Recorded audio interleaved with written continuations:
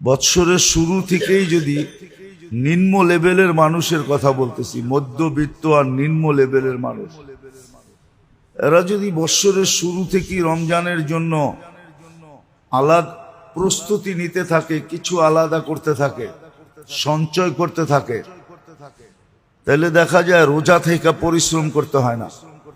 রোজা থেকে পরিশ্রম করতে হয় না। রোজা থেকে পরিশ্রম করতে হয় না। আপনি দেখেন, একটা ক্যালকুলেট হিসাব করেন আপনি, যে আমার এক মাসে নিম্ন মানে এত বাজেট, 20,000 টাকা বাজেট। 11 মাসে যদি আপনি 2,000 টাকা করে সঞ্চয় করেন, আলাদা করেন রমজানের প্রস্তুতিমূলক, তাহলে সারা বৎসর কিন্তু 11 মাস আপনি রমজানের প্রস্তুতি সওয়াব পাইতে থাকবেন।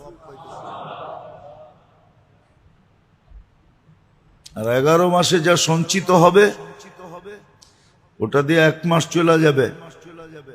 রমজানে তো একটা বেনিফিট এটাও আছে, সব জিনিসের ভিতরে আল্লাহ বরকত দিয়া দেন, মোমেনের রিজিক বাড়ায়া দেন। এই জন্য রমজানে যত খায় মানুষ, রমজানের বাহিরে এত খায় না।